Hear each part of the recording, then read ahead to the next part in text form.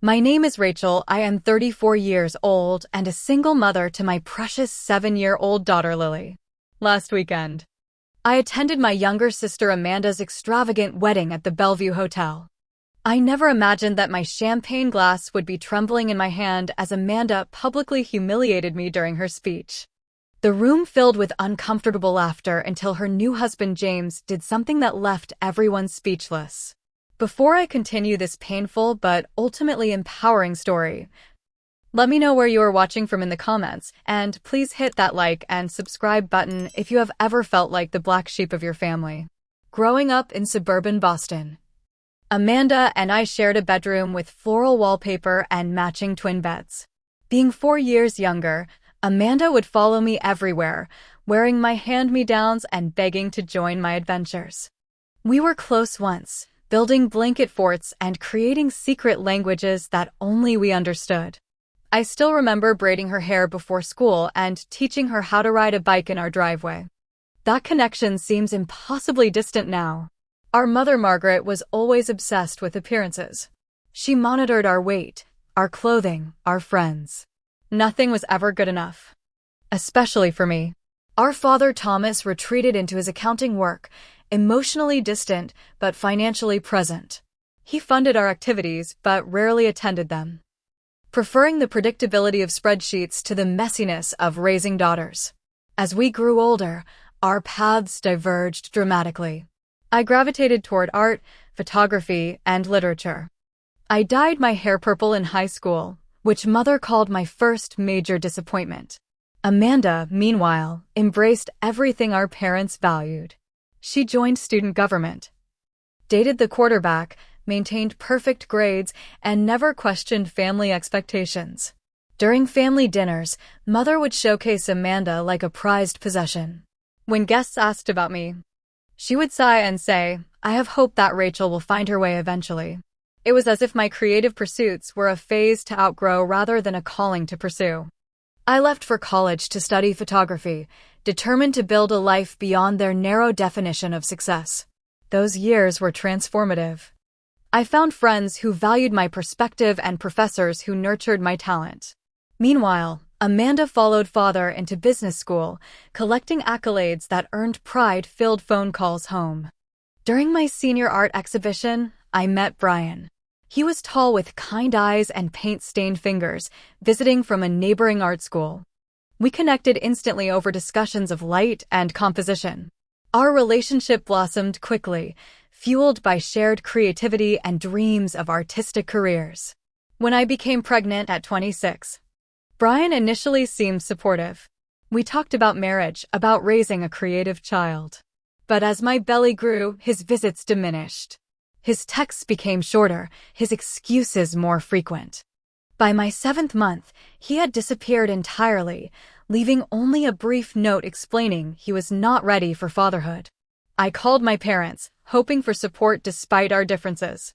Instead, Mother immediately suggested adoption. "A baby will ruin your already limited prospects, Rachel," she said firmly. Father nodded in agreement behind her. Amanda, fresh from her MBA graduation, added that I should consider my future employability. Their reactions only strengthened my resolve. This baby would be loved unconditionally, something I had never fully experienced myself. I found a small apartment, took on photography gigs despite my growing belly, and prepared to become a mother alone. The day Lily was born changed everything. Holding her tiny body against mine, I felt a completeness I had never known. Her perfect fingers, her trusting eyes, her absolute dependence on me. The hospital room was notably empty of family. My college friend Heather served as my birth partner and the only visitor who brought flowers. Mother and father visited 3 days later, bringing practical gifts but little warmth. Amanda sent a generic baby basket delivered by courier. Their message was clear. My choice was acknowledged but not celebrated. The years that followed tested my endurance. I juggled freelance photography with part-time retail work. I learned to function on minimal sleep, to stretch groceries for an extra week, to find free community activities for Lily. Each milestone in her life, from first steps to preschool art projects, filled me with a fierce pride that compensated for my family's lukewarm interest. Holiday gatherings became exercises in endurance. Mother would comment on Lily's clothes, asking if they were secondhand. Father would inquire about my financial planning as if expecting imminent disaster. Amanda would describe her promotions and vacations while eyeing my worn handbag with thinly veiled pity. When Amanda met James at a charity gala, Mother was ecstatic. James came from old money, ran his family's investment firm, and moved in the social circles Mother had always aspired to join. Their courtship was featured in Boston society pages. Their engagement after 18 months was celebrated with an announcement in the Sunday paper. Wedding preparations quickly became Mother's full-time obsession. The venue, the Bellevue Hotel, was the most expensive in Boston. The guest list included judges, CEOs, and local celebrities. The flowers would be imported, the champagne French, the band flown in from New York. I learned I was not a bridesmaid when Amanda casually mentioned her final dress fittings with her 6 sorority sisters. When I asked about my role, she looked surprised. I thought you would understand, Rachel. Ashley has been my best friend since business school. Besides, bridesmaid dresses are expensive and I know things are tight for you. The only reason Lily was included as the flower girl was James' insistence. I overheard him telling Amanda that he wanted his nieces and nephews involved, and it would look strange to exclude her only niece. Amanda reluctantly agreed, though Mother immediately began worrying about Lily's ability to behave appropriately. 2 weeks before the wedding, I called Heather in tears. Should I even go? I keep trying to repair things with my family, but nothing changes. They still see me as the family failure. Heather listened patiently before responding. You are going for 2 reasons. First, for Lily, who deserves to be part of her extended family despite their flaws. Second, for yourself, to show them that their judgment has not broken you. Wear something gorgeous, hold your head high, and remember that your worth is not determined by their narrow vision. I took her advice to heart. Splurging on a blue dress I could barely afford and scheduling a hair appointment for the first time in years. Perhaps this wedding could be a fresh start, a chance for reconciliation. Perhaps seeing me confident and Lily thriving would finally shift their perception. How wrong I was. The morning of the wedding dawned crisp and clear. Perfect weather for Amanda's meticulously planned outdoor ceremony. Lily jumped on my hotel bed, already excited about her flower girl dress hanging in the closet. I had saved for months to afford the room at the Bellevue, not wanting to commute from my apartment and risk being late. This was one of the rare occasions when I would not give my family any reason for criticism. Lily and I had a special breakfast in the hotel restaurant, sharing chocolate chip pancakes and making pinky promises about good behavior. She looked so grown up with her front tooth missing and her curly hair brushed smooth for the occasion. When we arrived at the wedding venue, I was stunned by the transformation. The hotel gardens had become a fairy tale setting with white roses climbing archways and crystal chandeliers somehow suspended from tree branches. A string quartet played softly as staff in formal attire directed early arrivals. Mother spotted us immediately, her eyes critical as she approached. Rachel, that dress is more cocktail than formal wedding. And could you not have done something more elegant with your hair? She turned to Lily with a stiff smile. The hairstylist is waiting for the flower girl. Try not to fidget during the process. The bridal suite was a flurry of activity. 6 bridesmaids in matching silk robes sipped champagne while makeup artists and hairstylists worked around them. Ashley, the maid of honor, gave me a dismissive glance. Oh, the sister finally arrives. We were taking bets on whether you would show up on time. I swallowed my retort, focusing instead on helping Lily into her flower girl dress. The ivory lace creation made her look like a tiny princess, and her joy as she twirled in front of the mirror was worth every moment of discomfort. The bridesmaids barely acknowledged our presence, continuing their conversations about summer homes and recent promotions. I caught snippets of their whispered asides. Single mother, struggling photographer, such a shame. Completely different from Amanda. Amanda emerged from the private dressing area in her wedding gown, a custom designer creation with a 10-foot train. Mother circled her, adjusting invisible flaws and commenting on the perfect silhouette. The photographer snapped continual photos as Amanda posed with each bridesmaid. When her veil needed adjusting, I stepped forward instinctively. Years ago, I had helped her with countless dress-up sessions, knowing exactly how to arrange fabric for maximum effect. For a brief moment, as I arranged the delicate tulle around her shoulders, our eyes met in the mirror. "Thank you, Rachel," she said quietly. "This means a lot." Before I could respond, Mother interrupted, calling for more photographs, and the moment evaporated. Amanda resumed her bride persona, practicing her smile and laugh for the cameras. James' parents arrived to check on preparations. Catherine, elegant in navy blue, surprised me by approaching directly. "You must be Rachel," she said warmly. "And this beautiful young lady must be Lily. James has told us so much about you both." Her genuine interest was so unexpected that I found myself blinking back tears. She asked Lily about school and complimented her dress without a hint of condescension. William, James' father, was more reserved but polite, asking about my photography with what seemed like actual interest. After they left, I slipped into the bathroom to touch up my makeup, trying to process this unexpected kindness. In the mirror, I practiced my own smile, determined to maintain dignity throughout the day regardless of what came my way. When I returned, I overheard bridesmaids gossiping near the champagne table. "Can you believe Rachel had the nerve to get pregnant without a husband?" Ashley whispered. "My mother would have disowned me." "I know, right?" Another responded. "And now Amanda has to have her kid in the wedding. So awkward." I cleared my throat as I approached, and they scattered like startled birds. Lily, thankfully, was across the room having flowers attached to her hair, oblivious to their cruelty. The photographer announced it was time for family photos, and Mother quickly arranged everyone in formation.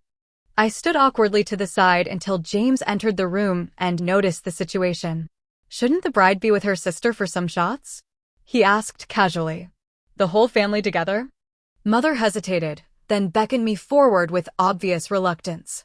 I stood stiffly beside Amanda, trying to smile naturally while feeling entirely out of place. Lily, however, charmed everyone with her genuine excitement, twirling her flower basket and practicing her petal-tossing technique.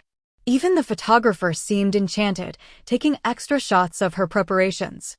As ceremony time approached, the room emptied except for Amanda and her final attendants. I found a quiet corner to check Lily's appearance one last time, straightening her flower crown and reminding her to walk slowly. Looking in the full-length mirror, I took a deep breath and straightened my shoulders.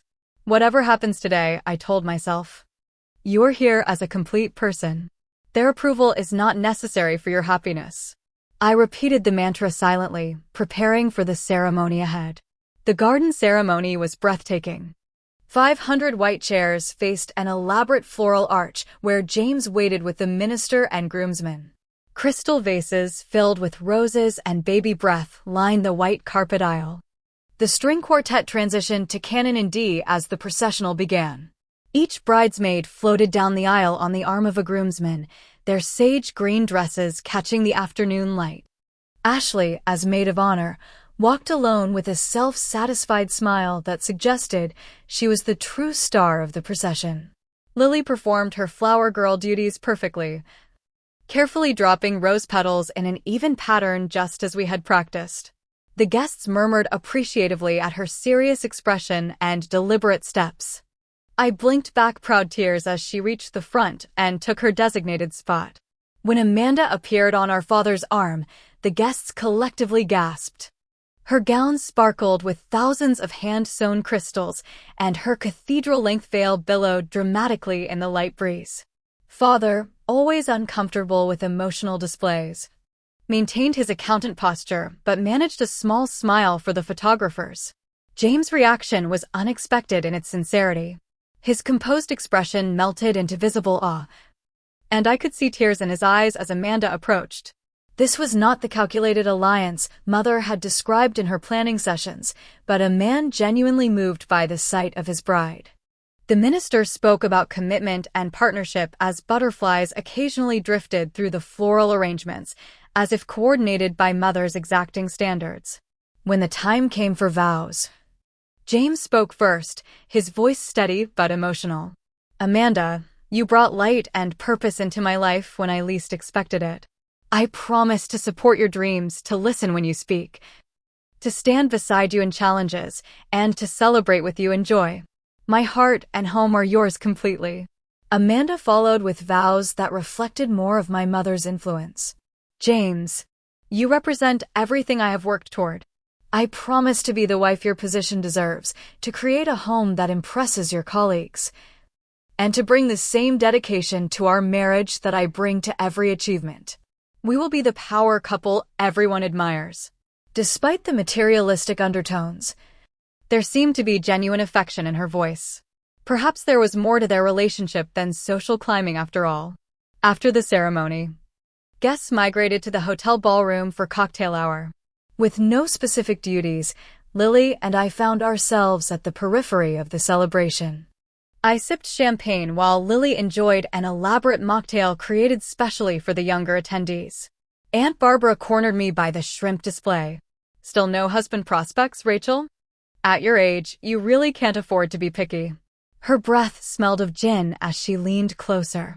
"Your biological clock isn't just ticking, it's practically a time bomb." I guided Lily away before responding. "Actually, Barbara, I'm quite content with my life.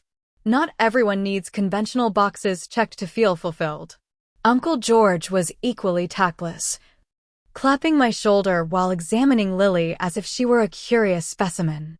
"Doing all right, are you? Managing to keep your head above water? Good for you, showing up despite everything. Got to admire that kind of nerve." As I formulated a response, James appeared at my side. "Rachel, thank you for coming. It means everything to Amanda, though she may not show it." He knelt to Lily's level.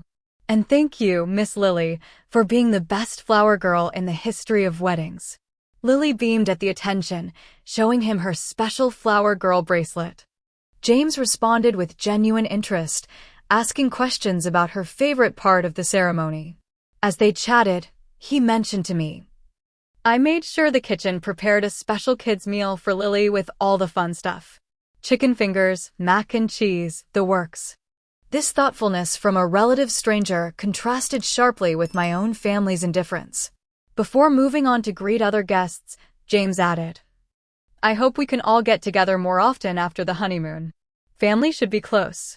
The seating chart placed Lily and me at a distant table with elderly cousins and a few of Father's colleagues. I recognized the strategic isolation but decided not to let it diminish my determination to remain positive. Lily, excited by the elaborate place settings and towering centerpiece, didn't notice our relegation to the social outskirts. Dinner service began with an arugula and goat cheese salad followed by filet mignon for adults and the promised chicken fingers for Lily. The 5-tier wedding cake stood on display nearby, a masterpiece of sugar flowers and gold accents that probably cost more than 3 months of my rent. As the meal progressed, I found myself gradually relaxing. The distant relatives at our table were more interested in their food than in probing my personal choices, and Lily was happily coloring on the custom wedding activity book provided for younger guests. James' brother Matthew stopped by our table between courses. "Great to finally meet you, Rachel. James speaks highly of you." He commented on Lily's artwork, asking if she might save her masterpiece for him. His wife Dana joined him, warm and unpretentious in a way that seemed characteristic of James' family. Most surprisingly, Catherine sought me out during the dessert service, taking the empty seat beside me. "I hope our families will become close," she said without preamble. James values family connections deeply. I struggled to reconcile her warmth with my own family's coldness. Perhaps sensing my confusion, she added, "I was a single parent for 3 years after James' father, and I temporarily separated. Those were challenging but transformative years." Before I could respond, the dance floor opened with a professional ballroom demonstration that Mother had likely added to impress her social circle. Amanda and James followed with a choreographed first dance that had clearly required extensive lessons. The father-daughter dance highlighted my exclusion once again. Father and Amanda swayed to the way you look tonight. His usual stiffness momentarily softened as he led his younger daughter in practice steps. No one seemed to notice or care that there would be no equivalent moment for me. By this point, I had survived the most difficult portions of the evening. Lily was happily making friends with the few other children present, the food had been excellent, and I had managed to avoid any major confrontations. Perhaps we would escape the event relatively unscathed after all. Then the speeches began. The wedding coordinator tapped her microphone, calling for attention as the dessert plates were cleared. "It is now time for our special toasts to the bride and groom," she announced with practiced enthusiasm. "We will begin with the father of the bride." Father approached the microphone with his characteristic stiff posture, index cards clutched in one hand. "Today," he began, "is the culmination of everything Margaret and I hoped for our Amanda. From her first steps to her MBA with honors, she has never disappointed us." He continued for several minutes, cataloging Amanda's achievements and perfect qualities. When he mentioned family, he referred to me only as our other daughter before quickly returning to praising the bride. The best man followed with an appropriate mix of humor and sincerity about James, keeping his remarks brief and inoffensive. Had the speeches ended there, the evening might have proceeded without incident. But then Ashley took the microphone, champagne glass already half empty. "As maid of honor and Amanda's best friend since business school, I have witnessed her incredible journey," she began, her voice carrying a slight slur. "Amanda has always made the right choices in life." She paused for effect, her gaze sliding meaningfully toward my table. "Some people choose different paths, but Amanda understood that success requires strategy." She continued with several pointed comments about proper life sequencing. "First career, then marriage, then children," she emphasized, raising her glass. To Amanda and James, who did everything right. The wedding coordinator, perhaps sensing the speeches veering into dangerous territory, quickly announced the bride would now say a few words. Amanda approached the microphone in a cloud of white tulle, her expression unreadable. "Thank you all for celebrating with us today," she began. "James and I are so grateful for your presence." She spoke briefly about their relationship and future plans before her attention seemed to drift toward my table. "I would like to acknowledge my sister Rachel," she said, her voice taking on a different tone. "Rachel has always chosen the unconventional path." Her expression shifted to something resembling pity mixed with superiority. "My sister is a single mother, unwanted by anyone." The room responded with uncomfortable laughter. I froze, champagne glass halfway to my lips, unable to process that this was actually happening. Mother, seated at the head table, added loudly, "She's a used product." Her artificial laugh echoed through the ballroom. My face burned as if physically slapped. The crystal glass trembled in my fingers as I set it down before I could drop it. Beside me, Lily tugged at my sleeve. "Mommy, why are people laughing at us?" she whispered. Her small face creased with confusion. I wanted simultaneously to flee the room and to shield Lily from this cruelty. My throat constricted as I tried to formulate a response that would protect her innocence while maintaining my dignity. Amanda continued, her voice carrying clearly through the sound system. "I guess we all make choices in life. Some of us choose success and happiness, while others choose different priorities." Her emphasis on the final words made her meaning unmistakable. More laughter rippled through the audience, though I noticed several guests shifting uncomfortably or examining their plates with sudden interest. The elderly aunt beside me patted my hand awkwardly but remained silent. Time seemed to slow as I struggled to control my breathing. The chandeliers above blurred through unwelcome tears. The scent of roses and vanilla from the centerpiece suddenly felt cloying and suffocating. The white linen tablecloth beneath my fingers became a focus point as I tried to ground myself. I looked up and accidentally made eye contact with James across the room.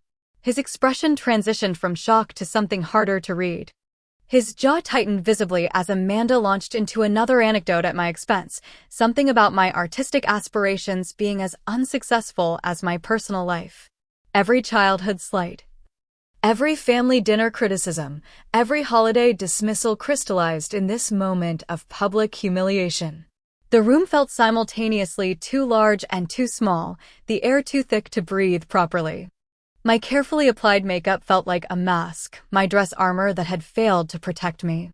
Lily leaned against me, her small body warm and real, anchoring me to the present. For her sake, I would endure this. For her sake, I would not create a scene. For her sake, I would swallow this pain as I had swallowed so many others. Amanda raised her glass in a final flourish. To different paths and different outcomes, she declared. Thank goodness I chose the right one. Mother applauded enthusiastically from the head table. Father examined his shoes. The bridesmaids giggled behind manicured hands. The room hummed with the tension of collective discomfort mixed with morbid fascination. And then James stood up. James pushed back his chair with deliberate calm and walked toward the microphone stand. His measured steps and straight posture gave nothing away. But something in his expression silenced the lingering chuckles from Amanda's speech. Amanda turned, still holding her champagne flute, her triumphant smile faltering slightly as she registered his serious demeanor. He reached for the microphone, and she released it with visible confusion. The room fell absolutely silent. Even the servers paused in their movements, sensing the shift in atmosphere. James adjusted his tie, a small gesture that somehow conveyed complete control of the situation. I would like to say something, he began, his voice deep and steady. I had prepared remarks about love and new beginnings, about the family we hope to create together. But I find myself needing to address something else first. He paused, his gaze sweeping across the room before continuing. I believe weddings should celebrate love while honoring all forms of family. What I just witnessed does not reflect the values I thought Amanda and I shared. Amanda attempted to reach for the microphone, a nervous laugh bubbling from her lips. James, darling. It's just a bit of sisterly teasing. Everyone knows I was joking. James did not relinquish the microphone. Instead, he placed his free hand gently but firmly on her shoulder, keeping her at a slight distance. When he continued, his voice remained measured but carried unmistakable conviction. Rachel, he said, looking directly at me, is an extraordinary woman who has raised an amazing daughter under challenging circumstances. The strength and dedication required to be a single parent deserves respect, not mockery. Mother's face contorted with indignation. She half rose from her seat before Thomas placed a restraining hand on her arm. What few of you know, James continued, is that my own mother Catherine raised me alone for 3 years during a difficult period in my parents' marriage. He nodded toward Catherine, who sat straighter in her chair, chin lifted with quiet dignity. The lessons in resilience and unconditional love I learned during that time shaped the man I am today. The guests stirred, some exchanging surprised glances. This was clearly not information the bride's family had shared in their carefully curated society narratives. I cannot stand by while anyone, even my new wife, disguises cruelty as humor. James' voice remained calm but carried to every corner of the silent ballroom. Family means supporting each other through difficulties, celebrating differences, and treating each member with respect. Amanda tugged at his sleeve, her expression transitioning from embarrassment to anger. Her whispered "Stop this right now" was picked up by the microphone, causing several guests to wince. James continued undeterred. To every person in this room who has faced challenges, made difficult choices, or taken an unconventional path, I want you to know that you are valued. Your worth is not determined by adherence to someone else's timeline or expectations. At the head table, Margaret clutched her pearls literally, her knuckles white against the strand. Ashley whispered furiously to the bridesmaid beside her. Catherine's slight nod of approval was barely perceptible from across the room. Rachel, James addressed me directly again. I owe you an apology for not stopping this sooner. Please know that I deeply respect your journey and hope to know both you and Lily better in the years to come. I couldn't speak, could barely breathe. Lily's small hand found mine under the table, squeezing with surprising strength. The unexpected alliance had rendered me speechless. James handed the microphone back to the stunned wedding coordinator. "Thank you for your attention," he concluded simply. The silence that followed was absolute. 500 guests sat motionless, processing what they had witnessed. The coordinator fumbled the microphone, creating a sharp feedback squeal that made everyone jump. My vision blurred with unshed tears. Not of humiliation this time, but of validation. Someone had finally seen the dismissals, the subtle cruelties, the systematic diminishment. Someone had finally said aloud what I had felt for decades. Beside me, Lily whispered, "Is the man in the fancy suit your friend, Mommy?" "He is now," I whispered back, finding my voice at last. Amanda stood frozen for several seconds before suddenly turning and striding toward the exit, her elaborate train gathered in white-knuckled fists. Margaret immediately followed, shooting a venomous glare in my direction as if I had orchestrated the entire scenario. Thomas remained seated, staring into his whiskey glass as if it might offer escape from the situation. The bridesmaids huddled together like a Greek chorus, alternately watching Amanda's departure and exchanging rapid commentary. James remained standing, his posture unwavering despite the chaos he had unleashed. Several older guests began gathering their belongings, murmuring about early flights and babysitters. Others sat riveted, unwilling to miss whatever might happen next in this unexpected wedding drama. As the initial shock subsided, James began making his way toward our table, navigating through guests with quiet determination. His face showed concern but no regret for his public stand. This simple act of walking toward rather than away from the family controversy spoke volumes. Whatever the consequences to his new marriage, James had chosen integrity over peace, truth over social comfort. And somehow, in this moment of shattered pretenses and exposed family dynamics, I felt a weight lifting that I hadn't even realized I was carrying. The ballroom erupted into chaotic movement. Guests either pretended to resume normal wedding activities or openly gawked at the unfolding drama. The band, after receiving frantic signals from the coordinator, began playing an upbeat song that no one was in the mood to dance to. In the bridal suite, Amanda's sobs could be heard even through the closed door. Female relatives shuttled back and forth with tissues and reassurances. Margaret stationed herself outside like a sentry, directing traffic and narratives with equal authority. "Are you okay?" James asked as he reached our table, his concern appearing genuinely focused on our well-being rather than damage control. Before I could answer, Catherine's voice came from behind him. "James, Margaret is sending people to find you. She says Amanda needs you immediately." He straightened his shoulders. "Amanda will have to wait a moment. I need to ensure Rachel and Lily are all right." This simple prioritization, putting my comfort before his bride's dramatic exit, struck me as profoundly significant. No one in my family had ever prioritized my feelings over Amanda's. "We're okay," I managed, though my voice sounded distant to my own ears. "Lily is tired. We should probably leave soon." Lily, surprisingly perceptive for her age, spoke up. "Those ladies were mean to my mom." "That's not okay." James knelt to her level, his formal suit incongruous with the position. "You're absolutely right, Lily. It wasn't okay, and that's why I had to say something." As this exchange occurred, I noticed my friend Heather slipping into the ballroom, looking concerned. She had mentioned attending the reception late after her shift at the hospital. One look at my face told her she had missed significant events.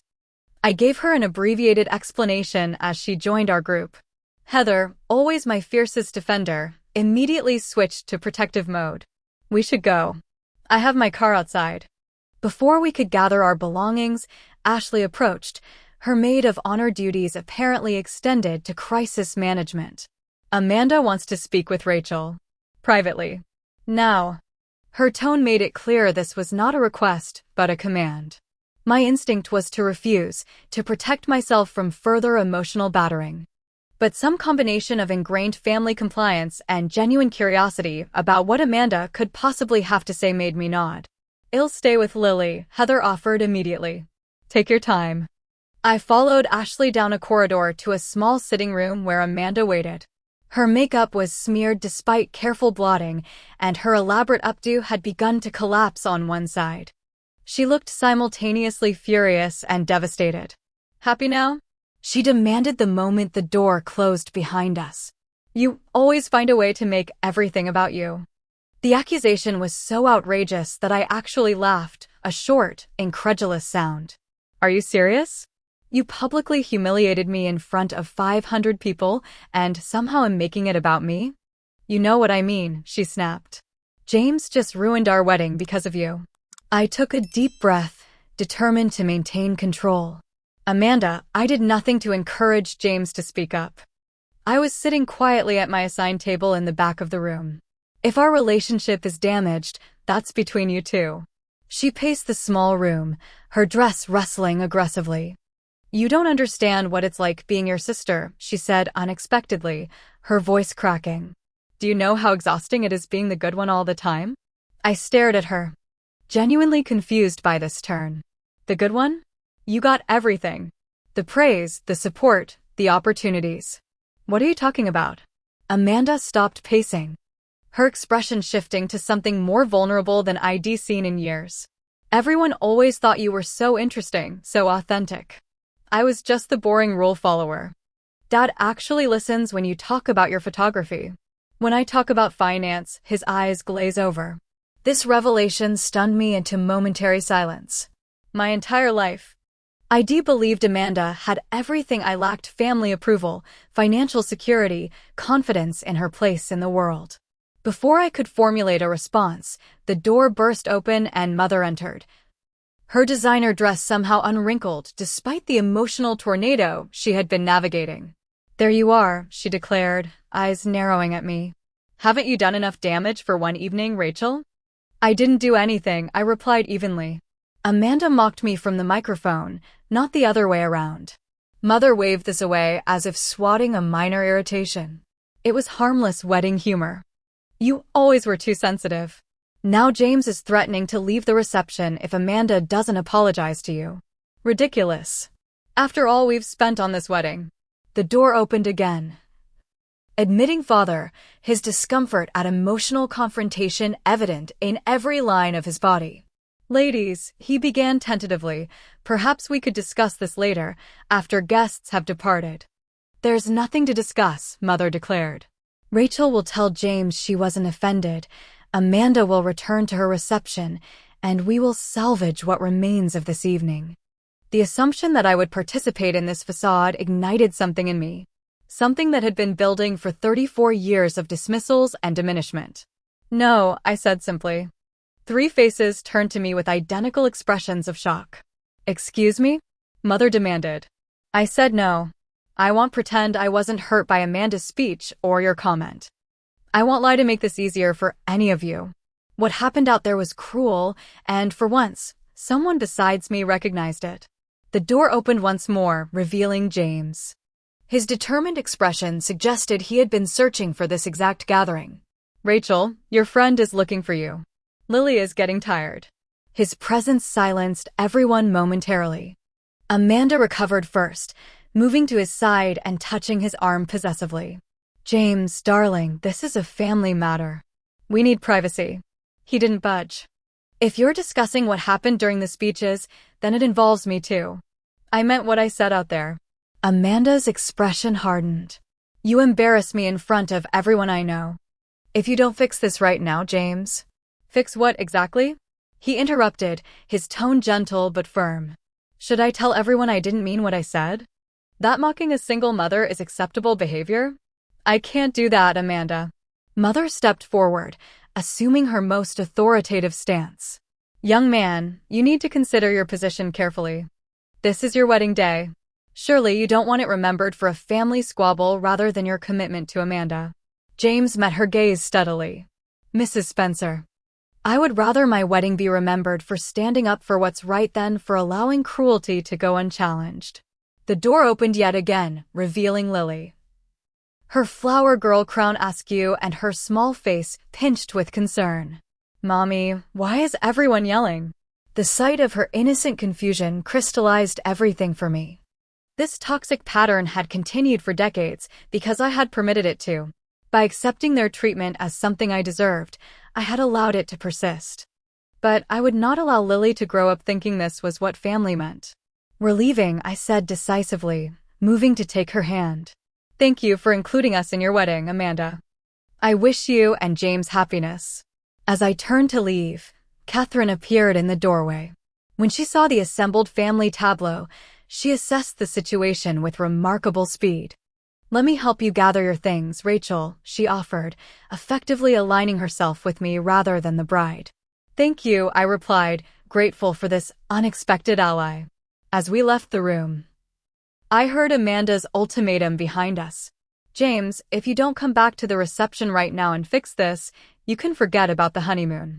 His response was too quiet to hear, but moments later he appeared beside us in the hallway, his expression troubled but resolute. "I'm sorry about all this, Rachel," he said as we walked. "This isn't what family should be." It was perhaps the most validating statement anyone had ever made about my family experience. Not excuses, not justifications, simply acknowledgement that what I had endured was wrong. Heather met us near the exit, Lily's small handbag and my wrap already collected. "You okay?" she asked, her eyes scanning my face with the practiced assessment of a nurse. "I will be," I answered truthfully. For perhaps the first time, I believed it. As we prepared to leave, Catherine pulled me aside. "James was raised alone by me during a difficult time," she said quietly. "He understands more than most what strength it takes to be a single parent. Please don't shut us out because of tonight." William approached next, his formal reserve softened by genuine concern. "That took courage," he said simply, nodding toward his son. "From both of you." The drive home with Heather was quiet, the emotional adrenaline draining away to leave exhaustion in its wake. Lily fell asleep in the back seat, her flower girl dress crumpled beneath the seat belt. "Why does Auntie Amanda not like us, Mommy?" she had asked as we left the hotel. "How do you explain decades of family dysfunction to a 7-year-old? "It's not that she doesn't like us, sweetie," I had answered carefully. "Sometimes families have complicated feelings. But that doesn't mean anything is wrong with you or me." At home, I tucked Lily into bed, still wearing her dress, too tired to navigate pajamas and toothbrushing. Tomorrow would be soon enough for normal routines. Sitting alone in my small living room afterward, I replayed the events of the day, scarcely believing what had transpired. The public mockery, the unexpected defense, the confrontation afterward. Years of family patterns had been exposed and challenged in a single evening. My phone buzzed with a text message from an unknown number. "It's James. Just checking that you and Lily got home safely. I'm sorry again for what happened." The simple consideration brought fresh tears to my eyes. "Thank you for what you did," I texted back. "It meant more than you know." His response came quickly. "Family should support each other, not tear each other down." I meant every word. I fell asleep on the couch still wearing my blue dress, emotionally drained but feeling strangely lighter than I had in years. The week following the wedding passed in a blur of normal routines. School drop-offs, photography assignments, grocery shopping. The ordinary rhythm of life continued despite the extraordinary events of the wedding. Information trickled in from various sources. Heather's cousin who worked at the hotel reported that Amanda and James had left separately, she for the honeymoon suite and he for his parents' home. Mother had apparently salvaged the reception by announcing that James had been called away on urgent business, a fiction that fooled few but gave guests permission to continue celebrating. Father called midweek, his accountant's precision evident in his carefully chosen words. "Rachel, I want to apologize for not intervening during Amanda's speech. It was inappropriate. And I should have said something." The apology, though awkward, seemed sincere. I acknowledged it with equal care. "Thank you, Dad. That means a lot." After a pause, he added, "Your photography from Lily's school play last month was quite impressive. You have a gift for capturing expression." This small recognition of my work, something he had never before acknowledged, felt like a tender green shoot breaking through hard soil. My weekly therapy session became entirely focused on processing the wedding events. Dr. Marshall helped me articulate the boundaries I needed to establish going forward. You can't change their behavior, she reminded me. But you can change how you respond to it and what you allow in your life and Lily's. Lily, with the resilience of childhood, seemed largely unaffected by the wedding drama. When she mentioned the event, it was to talk about her flower girl dress or the chocolate fountain, not the tension between adults. Why was that man nice to us when other people weren't? She asked one evening during bedtime stories. Because he believes everyone deserves respect, I answered, grateful for the opportunity to reinforce this value. Even when people are different or make different choices. 10 days after the wedding, Catherine texted asking if she could take me to coffee. We met at a quiet cafe midway between our homes. Her elegant appearance drawing glances from other patrons. I wanted to check on you, she said once we had ordered. And to explain a bit more about why James reacted so strongly at the wedding. She shared that when James was 8, his father William had temporarily left their marriage during a difficult period. For 3 years. Catherine had raised James alone while building her interior design business. The judgment from certain social circles was brutal, she explained, stirring her tea. People who had been dinner guests in our home suddenly whispered about us at school functions. William's family suggested he seek custody because a boy needs his father. She smiled wryly. James witnessed all of it, and it shaped him profoundly. Her story helped me understand James' reaction and offered something I'd rarely experienced: validation from someone who truly understood family rejection.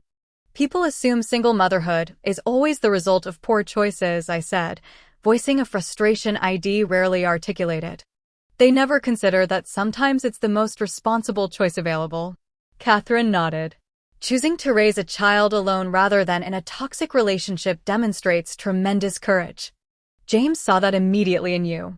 Our coffee extended to lunch as we discovered numerous shared perspectives. By the time we parted, we had planned a play date between Lily and Catherine's grandchildren.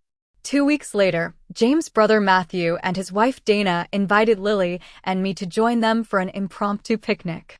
Their genuine warmth confirmed that James' family's values were indeed different from my own family's.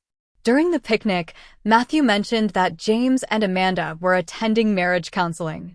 He recognizes he could have handled it differently, Matthew explained, but he doesn't regret standing up for you. A month after the wedding, a text from Amanda appeared on my phone. Can we talk sometime? The message was so uncharacteristically tentative that I read it several times before responding. Sure. When works for you? We arranged to meet at a neutral cafe.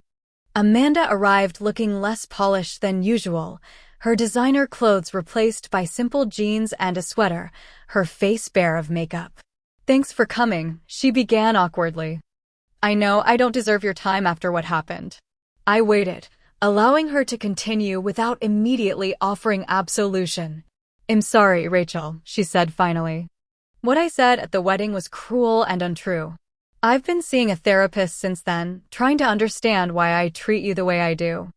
Her vulnerability was so unexpected that I found myself momentarily speechless. She continued, filling the silence. James refuses to pretend everything is fine. He says we can't build a healthy marriage if I'm carrying all this resentment toward my own sister. I was still trying to process the idea of Amanda in therapy, Amanda admitting wrongdoing, Amanda engaging in genuine self-reflection. I've always been jealous of you, she admitted, staring into her coffee cup. You had the courage to live authentically. I just did whatever would make Mom and Dad happy. Jealous of me? I repeated incredulously. But you had everything. She shook her head. I had things. Achievements. Possessions. But I never felt I could make a single decision based solely on what I wanted. The real me is so buried, I'm not sure she exists anymore. This revelation shifted something fundamental in my understanding of our family dynamics. The golden child had her own prison, different from mine but confining nonetheless. James continued checking in regularly, his kindness extending to practical support. When my car needed expensive repairs, he connected me with a trustworthy mechanic who offered a payment plan. When Lily mentioned interest in photography, A child-sized camera appeared with a note encouraging her artistic exploration. 2 months after the wedding, I agreed to attend a small family dinner at Catherine's home. Amanda would be there with James, their relationship evidently surviving despite the wedding upheaval. Mother initially declined the invitation, declaring it inappropriate for the groom's family to host such a gathering. When everyone else accepted anyway, she reluctantly agreed to attend rather than be excluded. The dinner was awkward but civil, with Catherine and William gracefully facilitating conversation across potential landmines. Mother made several attempts to establish her usual dominance, but found herself politely redirected each time. The most significant moment came when Lily proudly showed her recent school art project. Rather than offering her usual dismissive assessment, Mother actually looked at the drawing before commenting, "Your use of color is quite advanced for your age, Lily." This small acknowledgement, likely coached by Father beforehand, represented a tiny step toward change. Over the following months, our family relationships underwent gradual but meaningful transformations. Father began calling weekly, his conversations with Lily growing more natural with practice. Amanda and I established a tentative sisterhood based on adult understanding rather than childhood roles. Mother remained the most resistant to change, her lifelong patterns deeply ingrained. Yet even she made efforts, sending Lily birthday gifts that reflected her actual interests rather than what Mother thought appropriate. 6 months after the wedding, I held my first photography exhibition in 3 years, focusing on images of unconventional families. James and Catherine helped secure the gallery space, and to my surprise, my entire family attended the opening night. As Amanda examined a particularly powerful image of Lily, she said quietly, "You always saw beauty where the rest of us saw only disorder. That was your gift." By the 1-year anniversary of the wedding, our family had established a new normal. Not perfect, not without occasional tensions, but fundamentally different from the hierarchy of worth that had defined us previously. Lily thrived with her expanded circle of caring adults. My photography business grew steadily with Catherine's connections and Father's unexpected business advice. Amanda and James worked through their initial crisis to build a relationship based on authenticity rather than appearances. The wedding that was meant to be Mother's social triumph became instead a catalyst for genuine connection. The public humiliation that could have destroyed final family bonds instead forced long overdue honesty. I learned that families can change if enough members are willing to do the difficult work of truth-telling. I learned that sometimes allies come from unexpected directions. Most importantly, I learned that accepting diminishment is not a requirement of family belonging. For those of you watching who recognize your own family patterns in my story, please know that you deserve respect simply for being who you are. Your value is not determined by others' limited vision. And sometimes, the family we build matters more than the family we're born into. If this story resonated with you, I would love to hear about your own experiences with family dynamics in the comments below. Have you ever had someone unexpectedly stand up for you? How did you establish healthy boundaries with difficult family members? Please like and subscribe if you found value in this story. And share it with someone who might need to hear that they are not alone in their family struggles. Thank you for listening to my journey, and remember, sometimes the most painful moments become doorways to unexpected healing.